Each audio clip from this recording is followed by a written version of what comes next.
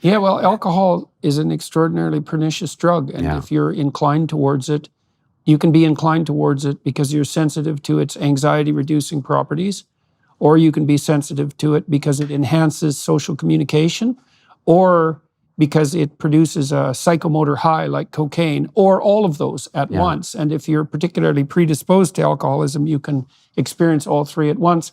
I had a friend in Montreal, Frank Irvin, great old guy, looked like Ernest Hemingway. He had a monkey farm on St. Kitts, and him and his woman, Roberta, I can't remember Roberta's last name. She was quite a piece of work too, a real cool person. They had this monkey ranch on St. Kitts, and they used to go down there and study the effects of alcohol on green monkeys, which 5% of whom would drink to coma on first exposure. And they had videotapes of these damn monkeys drinking, and it looked like a frat party, you know, but 5% of them on first exposure would drink to coma. And those were the monkeys that had a biological predisposition to alcoholism. And alcohol is a really bad drug, you know. 50% of murders take place in an alcohol-fueled environment. Either the victim or the perpetrator or both is drunk. It's almost the sole cause of domestic abuse. It's almost the sole cause of so-called date rape. If you dig into criminal behavior deeply enough, well, hell, you don't have to dig much at all before you find alcohol. It's also the only drug we know that actually makes people more aggressive. And not merely because they don't know what they're doing. We did experiments at McGill showing that if you took drunk people and put them in a competitive environment where they could be aggressive and had them keep track of their aggression so they were actually conscious of it, they became more aggressive even rather than less. So yeah, alcohol's bad news, and it can turn perfectly good people into quite the impulsive and dim-witted monsters.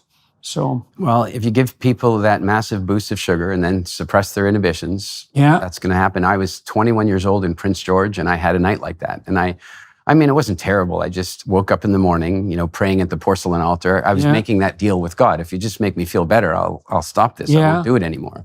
And then I didn't. I haven't had alcohol since. Oh, really? Since you were 21? I quit drinking when I was 27. You know, I mean, Northern Albertan culture was pretty damn hard drinking culture, like most northern places. And a number of my friends ended up alcoholic, you know, and well, all the people that I was in high school with and in college with were extremely hard drinkers. And I drank quite a lot till I was 27. And then I found that I couldn't.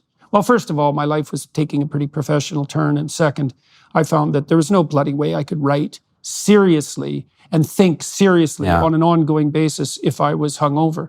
So, and I got married and I was going to have kids, and I thought, enough of this. And so I had a bit of, I thought when I was 50 that I might be able to drink again socially. And I toyed with it for about a year and found out that I was probably just as stupid at 50 as I had been at like 25, and decided to dispense with that too, which was definitely, you know, I've watched too, as I've gone around the world, I've met very, very many people in many, many social occasions. And because I don't drink anything at all now, if I go out and watch people drinking, it makes everybody stupid and fuzzy-minded. And, you know, the problem is when you're drinking, you think you're cool, but, you know, you have those same delusions that Homer Simpson's friend Barney had when he was drinking, that you're this kind of, you know, elegant and sophisticated comedian, and it just makes everybody stupid. I would argue that the real problem is that it does that. Yeah, well, that's the first drink does that. My dad tells this. You know, I hope I get the family story right, but he's a kid of 17 or 18, and he's kind of struggling at that point with school. And he goes to a family function, and he's got that one uncle who's a real jerk. Yeah. And the uncle pins him down at the dining room table, and he says to him, he goes, "So, Baz, are your grades a function of your inability to commit to work, or are you just stupid?" And it was such a nasty question. And my dad immediately, you know, he blushed. And, you know, people who blush know that they're blushing. Mm-hmm. And then that causes more blushing, which of course causes the eye watering. And it was a devastating moment for him. And then about 2 weeks later, he and his dad are sitting, and his dad, unfortunately, was an alcoholic, and, you know, didn't live very long as a consequence. But they're sitting on the deck having a little bit of a beer, and then he goes in, and the uncle does the same thing. "So have we solved the great mystery? Are you stupid or lazy?" And my dad did not blush, and my dad said, "You know, I would entertain your question if I thought there was any sincerity in all of it, as I recognize that it's just through your own smallness that you're attempting to hurt me. I'm going to let it go. And then at that point, my dad was like, it's socially irresponsible not to go out without at least a beer. Right. Yeah. Well, it definitely is a confidence enhancing substance, especially but it's an illusion. Sensitive to that. Damn right, it's an illusion. Yeah. Yeah.